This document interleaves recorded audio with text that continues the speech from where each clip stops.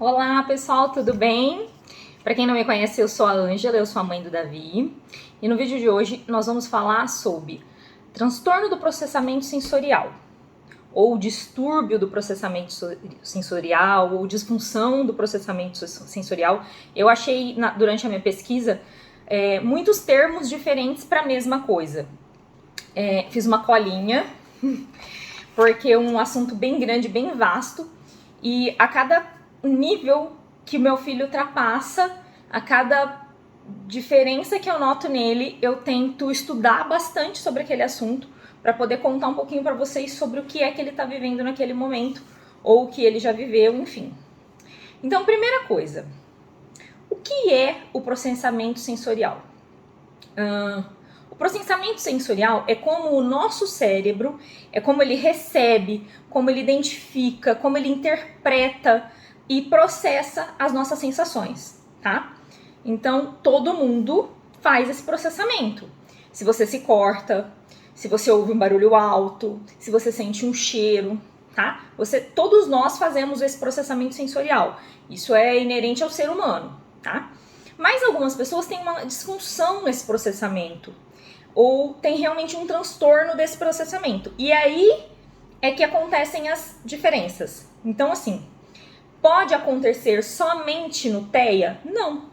Crianças com TDAH também têm problemas de transtorno do processamento sensorial. Crianças que não têm nada, crianças neurotípicas, também podem ter? Podem ter. Muito menos, óbvio, porque no TEA é uma coisa muito mais constante, sim. Mas também é possível que aconteça. Então, assim, todos nós fazemos essas cognições e temos essas sensações, mas quando a criança é autista, ela recebe tudo isso de forma muito exagerada, muito exacerbada, e essas sensações, elas não são tão tranquilas para eles, a receptividade deles não é tão boa, não é tão branda quanto é para nós, né? Mas o transtorno do processamento sensorial, ele se divide em duas partes. Então ele pode ser hipersensorial, que é quando você recebe muito esse estímulo vem muito exacerbado, ou ele pode ser hipossensorial, que é quando a criança sente falta desse estímulo, quando ela recebe muito pouco desse estímulo, e aí ela busca muito mais esse estímulo. Eu selecionei aqui algumas coisas para contar para vocês de como isso acontece, e não vai estar necessariamente ligado só ao hiper ou só ao hipo. Então, assim, é só uma questão de você parar e analisar como é uma coisa e como é a outra. Então, vamos lá. Todos nós, a gente tem 5 sentidos básicos, né? Audição, tato, paladar, visão e... o que eu não falei? O olfato, né? Todos nós temos esses 5 sentidos. Cada um deles é responsável por trazer para nós uma sensação. E quando isso vem de forma muito exacerbada ou vem de forma menor, de uma intensidade menor, a gente não tem uma queda tão brusca ou uma elevação tão brusca no nosso nível de receptividade daquela ação. Mas nos autistas isso é diferente. Então, no olfato, as crianças que têm problemas com cheiro, elas podem ter problemas para processar cheiro de perfume, cheiro de comida, podem falar que as pessoas estão cheirando mal. O meu filho mesmo faz isso. Uma vez ele entrou num Uber, ele olhou pro taxista, pro cara do Uber lá, né, e falou assim: nossa, esse carro é fedido, por que você não lava esse carro? Então, assim, eles processam isso de uma forma bem diferente. Eles podem usar o nariz também para se orientar. O Davi, ele cheira tudo, ele cheira comida, ele cheira o banco, ele cheira as pessoas. Não é incomum ele chegar perto de alguém e fazer assim, ó. Isso não é incomum, porque ele usa realmente o narizinho dele para se orientar, né? Cheira sofá, né? Então, quando existe um distúrbio nesse processamento do olfato, pode ser essas coisas que acontecem, tá? Ou se ele for hipossensorial e ele realmente não sente isso, pode ser aquela pessoa que queima comida porque não tá sentindo o cheiro, sabe? Aquela pessoa, ela é desligada. Não, às vezes realmente ela não sente, né? No paladar. O paladar é muito amplo, tem uma discussão enorme, então eu vou ler algumas coisas que eu selecionei aqui e vou tentar falar um pouquinho de cada uma delas. Alguns não aceitam determinados tipos de comida, por conta da cor, por conta do tipo de cozimento, porque tem uns que gostam da comida mais mole, mais aguada, outros já gostam da comida mais seca, mais crocante. E aí, nesse entremeio de coisas, é onde começa aí a seletividade alimentar, que é um outro assunto bem grande, que depois eu vou gravar um videozinho só falando da seletividade alimentar. Ou a compulsão alimentar. Porque ao contrário do que muitas pessoas pensam, os autistas eles têm seletividade alimentar, mas eles também podem ter compulsão alimentar, tá? O meu filho ele tem as duas coisas, ele tem seletividade para algumas coisas e tem compulsão para outras. A gente tem sempre que estar dosando o que ele vai comer, como vai comer, quando vai comer, porque senão ele não come o que ele precisa comer e ele come demais o que não é tão necessário. Nem vou falar que é coisa ruim, porque meu filho não come doce. O meu filho é super certinho pra comer. O negócio dele é arroz e feijão mesmo. Se deixar, ele bate pratos assim gigantescos de arroz com feijão. Tem uns que têm dificuldade para sugar no canudinho, quando eles têm essa disfunção de paladar. Tem uns que têm ânsia de vômito quando vai fazer sucção. Com frequência eles podem babar, eles podem engasgar, eles podem ter problemas para deglutir quando existe essa disfunção do paladar, sabe? Também tem os que preferem as comidas mais quentes, os que preferem as comidas mais apimentadas. Nossa, esse tema é super vasto, porque a disfunção no paladar, ela atrapalha muito, muito mesmo. E outra, isso é a parte muito legal, que isso eu identifico assim, muito aqui no estúdio com alguns bebezinhos. Quando eles voltam, às vezes com 2 aninhos ou mais, eu percebo isso porque tem uns bebês que chegam aqui e eles mordem. Eles mordem tudo que eles veem. Tudo. Sofá, brinquedos. Quando existe essa disfunção no paladar, eles ficam meio descoordenados com a boquinha. Então, a função principal, que é a alimentação, às vezes fica meio perdida. Eles perdem essa capacidade. Então, eu vejo muitas crianças que mordem mobília. Fala assim, gente, mas olha, tava mordendo o pé da cadeira. Acontece, gente. Teve uma criança que veio fazer um ensaio aqui no ano passado e que eu percebi que ela mordeu a sala inteira, porque depois que ela saiu eu vi mordidas assim, e eu falei, nossa. E eu já tinha percebido que ela tinha alguns comportamentos que eu imaginava que eram comportamentos que condizem com o autismo. Obviamente eu não comentei com essa mãe, mas eu percebi que ela também tinha transtorno do processamento sensorial e que estava bem ligado ao paladar, né? Então, assim, essas crianças também podem roer a unha. Isso é um dos sintomas que meu filho tem, ele rói unha, tá? No processamento do tato. Então, quando a gente fala de processamento do tato, a gente acha que a gente tá falando só em coisas que a gente pega, e não necessariamente só coisas que a gente pega.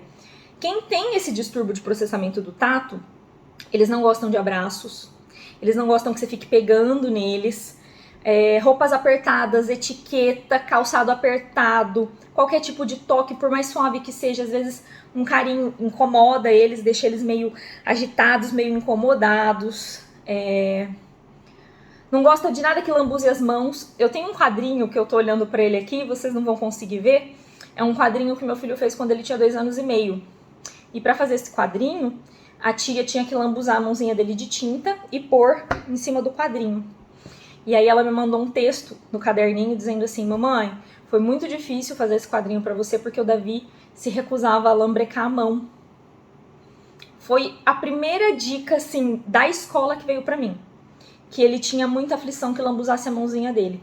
Nós já havíamos passado com isso, com ele, quando a gente levou ele pra praia na primeira vez. Que ele, no primeiro dia, quando ele pisou na areia, ele teve uma crise muito feia lá, por conta da areia nos pés. No segundo dia foi melhor, porque aí ele foi se adaptando. Mas a gente havia percebido que ele tinha um pouco de dificuldade com esse processamento do tato. Ele não gosta de gelatina. Agora ele entrou numa fase que ele quer zoar na gelatina do pai dele. Então ele vai lá e ele fura toda a gelatina, assim, ele bota o dedo, assim. E agora tá virando uma coisa mais engraçada pra ele, já não tá tendo aflição. Mas ele não gosta de slime, ele não gosta de massinha.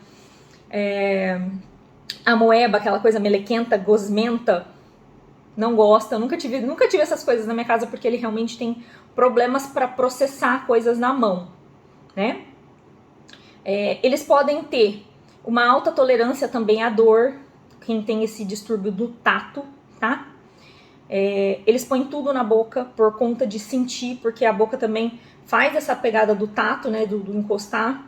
Eles beliscam, eles batem, eles empurram. Eles adoram ficar de cabeça para baixo ou pendurados nos sofás, nas cadeiras. Isso tudo tem a ver com o processamento do tato, tá, gente? Pode até não parecer, mas tem. Quando nós estamos falando da audição, a gente às vezes é o que define, né, o autista. A gente sempre fala muito disso. A gente percebe que o processamento deles da audição é muito aguçado porque eles têm a mania de tampar os ouvidos, de abaixar a cabeça. Mas não é só isso, tá? A sensibilidade ao som e a barulho, às vezes é o que nos chama a atenção. Mas não é só isso, tem muito mais coisa englobada. O meu filho, por exemplo, ele tinha para algumas coisas e não tinha para outras. Então ele era hipossensível para umas coisas e hipersensível para outras. Meu filho sempre gostou de som de aspirador de pó, mas ele detestava som de motocicleta. Era uma das coisas que ele punha as mãozinhas no ouvido, ele não gostava. Tem criança que gosta de barulho de liquidificador. Tem criança que gosta de música alta e criança que não suporta a música alta. Tem criança que você chega na sala de uma criança autista e o som da televisão tá no máximo, né? Então, ou seja, ela é hipossensível, porque o som pra ela tá faltando, então ela vai aumentando o volume, né? Crianças que têm esse problema também, esse distúrbio, às vezes elas não gostam de palma. Então, meu filho gostava de barulho de aspirador de pó, mas no aniversário de 1 aninho, quando começou o parabéns, todas as fotos chorando, todas. Eu mostro pra vocês, assim, todas as fotos chorando e tava ligado basicamente às palmas, né? Porque enquanto tava naquele momento de fazer a oração, todo mundo de cabeça abaixo, tal, ele tava assim, ó, olhando pra tudo. Começou a bater palma, começou o parabéns, ele começou a chorar. Então ele não gostava de palma. E isso também é uma das coisas que a gente observa bastante quando você tá fazendo um diagnóstico de autismo, que você conversa com uma mãe e fala, e aí, como foi? Bater palma foi um problema.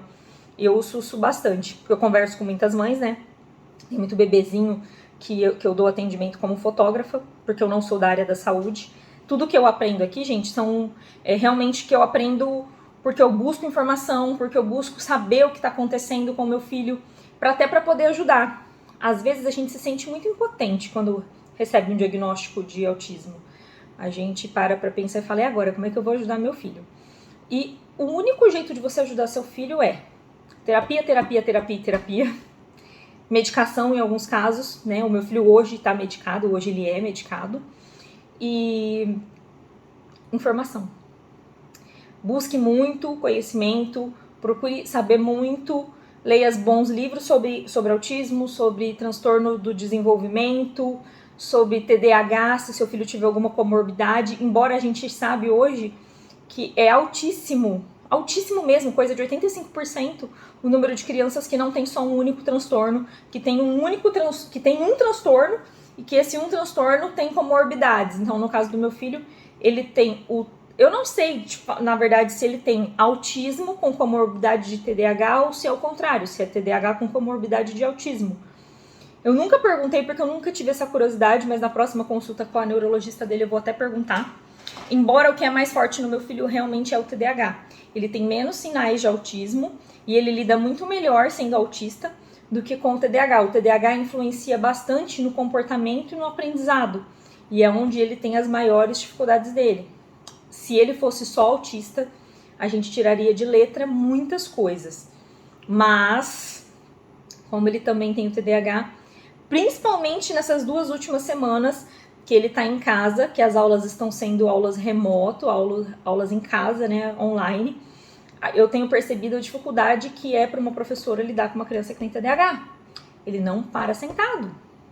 Às vezes, sob a ameaça, para ele se manter sentado, mas é muito difícil. Ele se chacoalha, ele fica se balançando, porque para ele é muito complicado o simples fato de ficar sentado ali, de ficar prestando atenção na aula. Então, aí quando você pega uma criança que já tem um problema, como autismo, como TDAH, e ela ainda tem algum desses processamentos aqui, o que é bem possível que vá ter, tá? É muito certo que alguma coisa que ela vai ter, isso torna a vida dessa criança mais difícil ainda. Então você tem que tentar amenizar para tentar tirar os prejuízos, tá? Outra coisa, eu falei agora da audição e agora vou falar do que se refere à visão. Quem tem o transtorno do processamento visual não gosta de contato visual, que também é outra coisa que a gente sempre identifica logo no comecinho quando tá fazendo aí a pesquisa para autismo. É aquela criança que não gosta de olhar no olho, que tá mamando ali, tá no seio da mãe, mas não tá fazendo contato visual com a mãe, que não gosta de objetos em movimento ou que gosta exacerbadamente de objetos em movimento, como ventilador, né? Fica olhando lá fixamente o negócio que tá rodando. Essas crianças podem ter dor de cabeça, essas crianças podem ter tontura, elas ficam olhando fixamente para luzes. Isso eu já até falei que o meu filho, ele era apaixonado por coisas que brilham, então luz, né? Eles podem se perder durante a leitura, isso é muito constante. O Davi começa a ler um texto lá e ele tá indo super bem lá, lendo o textinho dele lá, de repente, do nada, ele... O que eu tava falando mesmo? Isso é péssimo, principalmente agora nessa fase que ele tá, que é a fase da alfabetização, é muito complicado. Eles gostam de coisas assim, bem pertinho, e eles ficam lá assim, admirando essas coisas super pertinho, fazendo aquele contato ali com aquela coisa que às vezes não, você fala assim, gente, mas não tá nem interagindo com ele, mas ele tá olhando fixo para aquilo.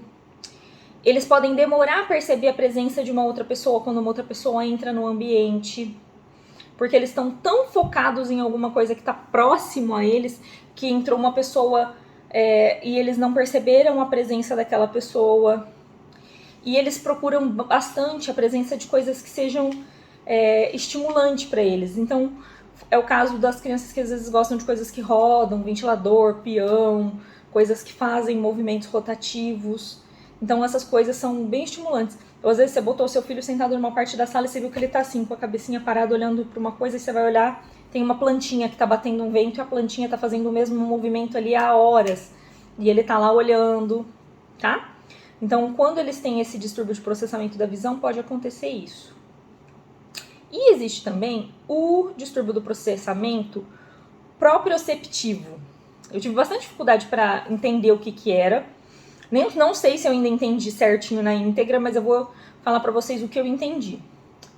A propriocepção é a capacidade que o corpo tem de avaliar a posição em que se encontra a fim de manter o equilíbrio parado, né, ou em movimento, e de realizar esses esforços. Então, eu imagino que esteja ligado ao nosso equilíbrio. Pelo menos foi isso que eu consegui entender. Pessoas com distúrbio nessa área podem ter dificuldade para subir e para descer escada. Elas escalam objetos, elas escalam pessoas. Sabe aquele bebê que não para quieto no seu colo, que ele quer ficar subindo em cima de você, amontoando em cima de você? Pode ser isso. Gostam de subir muro alto.